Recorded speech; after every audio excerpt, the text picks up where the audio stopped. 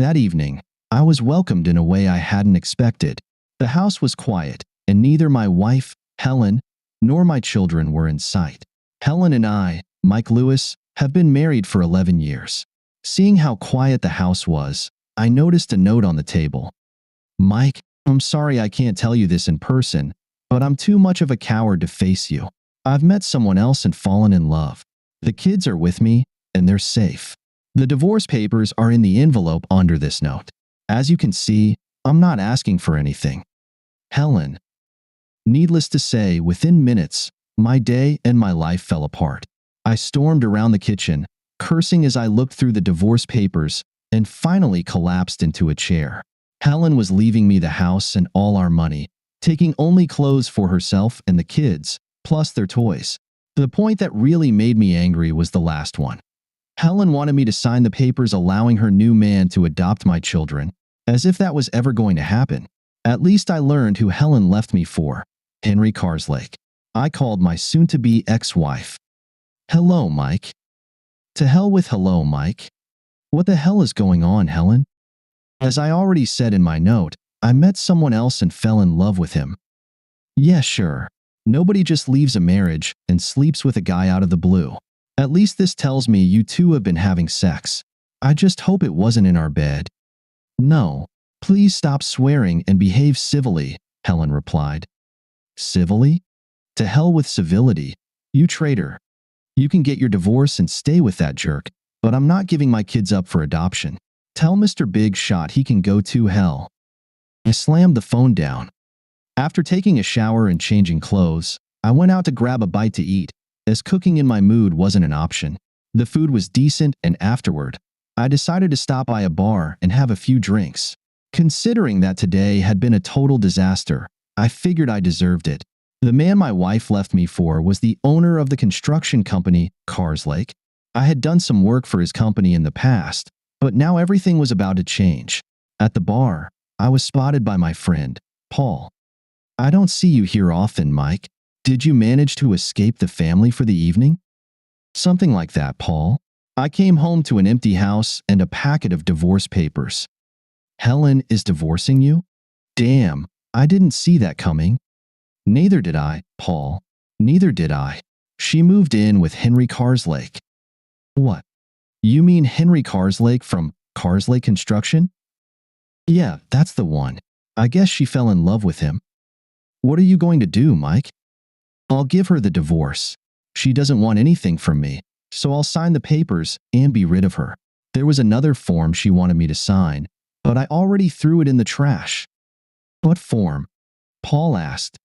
She wants me to give up the kids for adoption to him. That's never going to happen in this lifetime. Paul shook his head in disgust. One thing's for sure, Carslake can kiss my ass. I was supposed to start working for him on Monday. Screw that, I'll find another job. I signed the divorce papers. The adoption form for my kids ended up in the trash where it belonged. Helen tried to plead with me, but I didn't give in. In the end, she gave up. At the time of the divorce, Chloe was 10 and Lee was 8 years old. I wanted to get revenge on Carslake, but I didn't want to end up in jail because of it. I never showed up for work on Monday, and strangely, no one followed up to make me complete the job. Part of my revenge on Carslake happened without me even having to do anything. It came about as a result of my conversation with Paul. When word got out about what happened, most local contractors refused to work with Carslake Construction. They realized he had wronged me and, as payback, refused to take on his projects. Of course, old Henry found other contractors, but they were cowboys, and the quality of work suffered. A few times, I was asked to provide quotes for jobs, but when I found out it was for Carslake, I didn't even bother sending the quotes. 6 months later, my divorce was finalized. 3 months after that, Helen and the jerk got married. I took the kids for a week while they went on their honeymoon. I didn't do it to help them. I just figured a week was better than the weekends I was getting now. What really pissed me off was a question from my daughter, Chloe. Dad, why did you send us to live with Mom and Henry? What? I didn't send you. Your mother took you because she doesn't love me anymore. If it were up to me, you could have stayed here, I replied, assuring Chloe that this wasn't my decision. I was planning to have a talk with Helen about it. When Helen rang the doorbell to pick up the kids, she came in all tanned and smiling. Her smile vanished when I started talking to her. Stop lying and talking nonsense, Helen. From now on, tell the kids the truth. If you don't, I will. They now know that I never asked you to take them. If I could, I would fight for custody tomorrow. Helen left in anger. Life as a single man felt strange after being married for so long.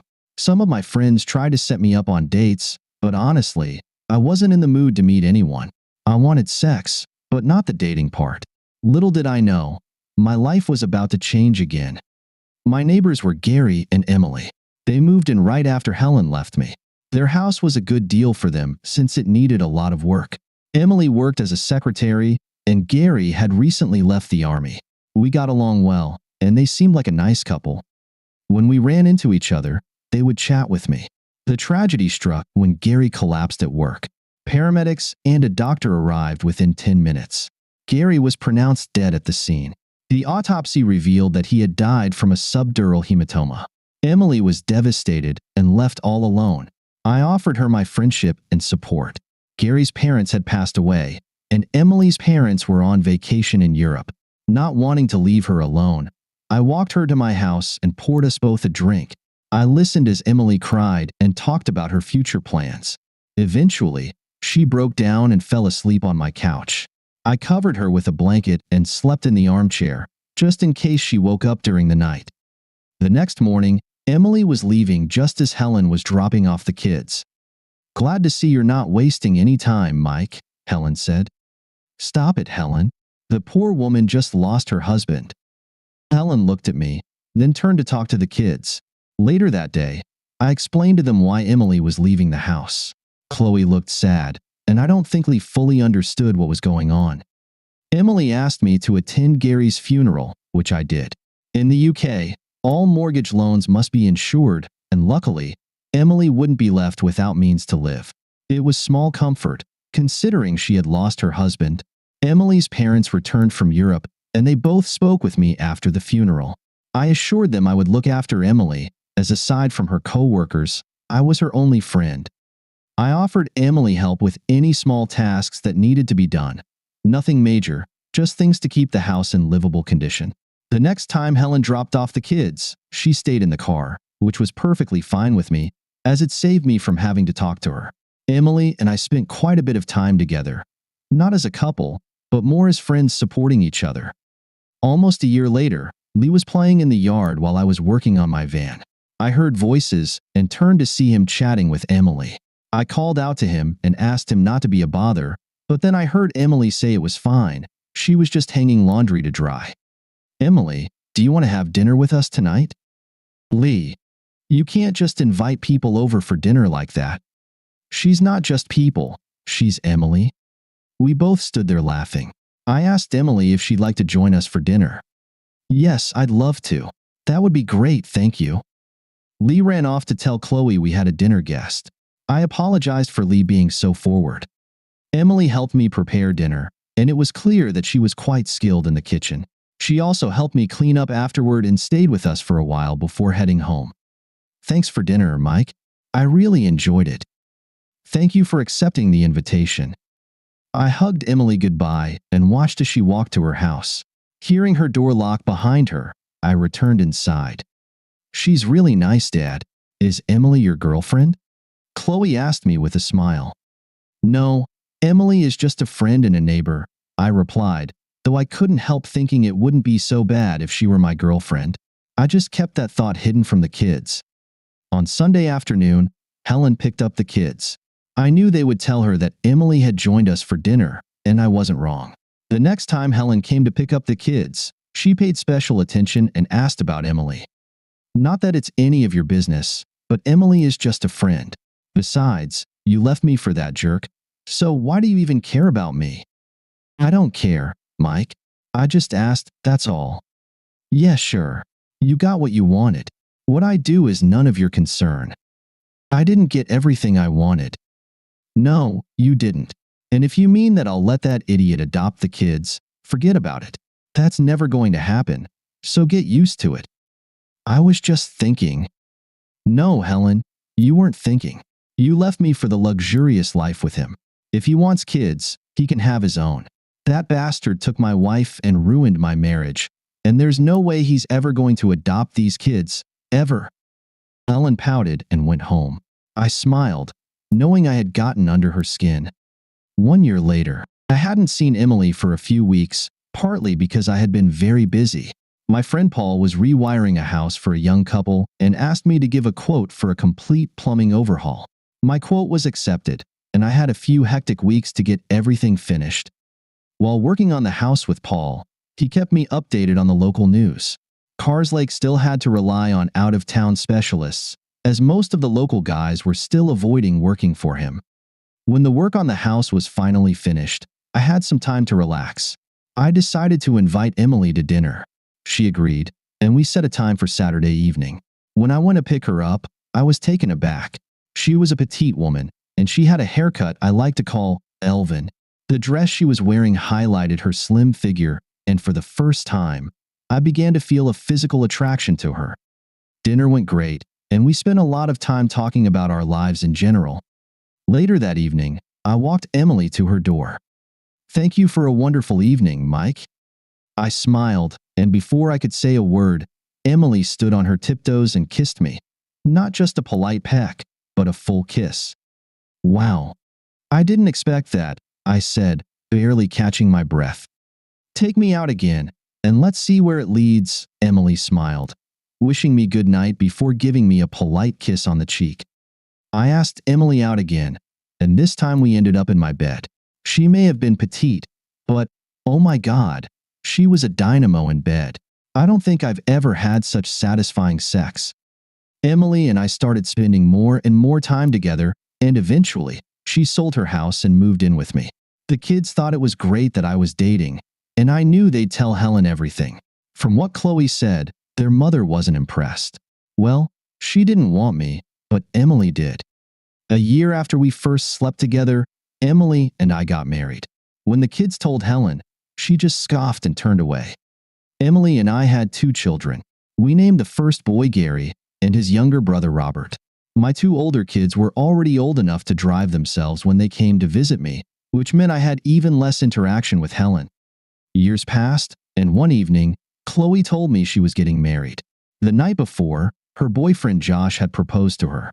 As her father, I asked if they needed any help with the wedding expenses. We didn't think we would, but now we do. I looked slightly confused until Chloe explained. Henry said he would cover the wedding costs.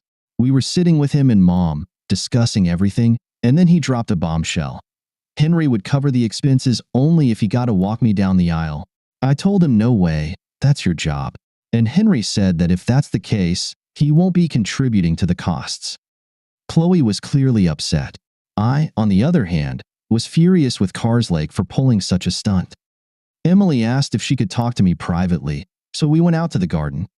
"Mike, we still have some money left in the bank from the sale of my house. Please use it to cover the wedding expenses. Chloe deserves it." "I know, Emily, but that's your money. I can't ask you to spend it on Chloe." "Yes, you can. Now go and tell that poor girl that we'll cover all the costs." Chloe was overjoyed when I gave her the news. We agreed on a budget, and everything they wanted fit within it. The next day, Chloe called me to say that Henry was furious, and apparently, Helen wasn't too happy either. One afternoon, we were sitting in the garden when Lee showed up unexpectedly. He said he had to leave because he was tired of hearing his mom and Henry argue. "Are they still fighting about the wedding?"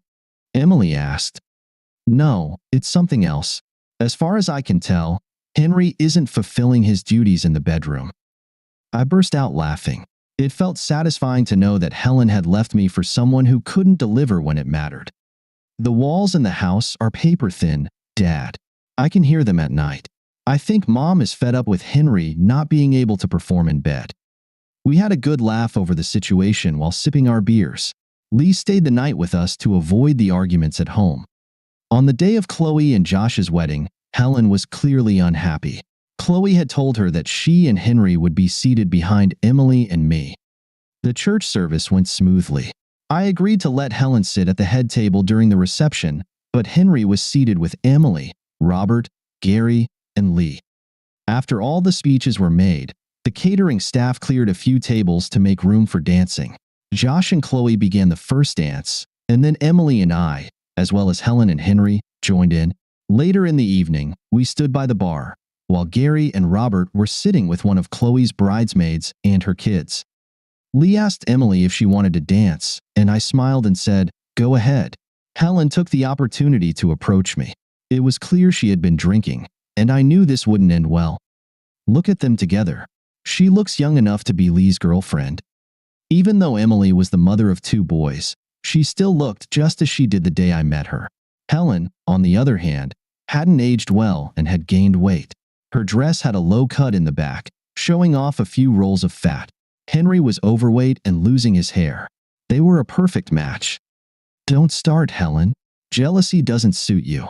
Besides, we're divorced, so you no longer have the right to comment on my life." Jealous? Jealous of her? Please, she looks like she still needs to be in school. I'm sure she'll be fine once she fills out and gets a bust worth talking about. Don't talk about my wife like that. For your information, Emily is more of a woman than you ever were. Helen looked at me in shock. Ask yourself, Helen, when was the last time you had good sex? Actually, when was the last time you had sex at all? I paused for a moment. Well, I had amazing sex last night, and you know what? I might have even more amazing sex tonight. Helen stood there, stunned, as Henry joined us. You see, Helen, when you left me, you thought you were trading up for something better. Maybe that was true, or maybe it wasn't. As for me, I just moved on. I have my own life now, a wife who loves me for who I am, 2 wonderful children in addition to the 2 I already had. Life is as good as it could possibly be for me. Can you say the same? I walked away, leaving the 2 of them standing there like goldfish out of water. Emily and I danced to the slow music, while Lee was pulled onto the dance floor by one of the bridesmaids. What was that at the bar? Emily whispered as we danced. Kiss me, and I'll tell you later. We kissed, and I knew Helen was watching us. When we broke the kiss, I smiled at Helen. She turned away and ordered another drink. Oh yes, I had definitely moved on. Looking at what I had then and what I have now, I'd say I traded up too. Thank you for listening until the end.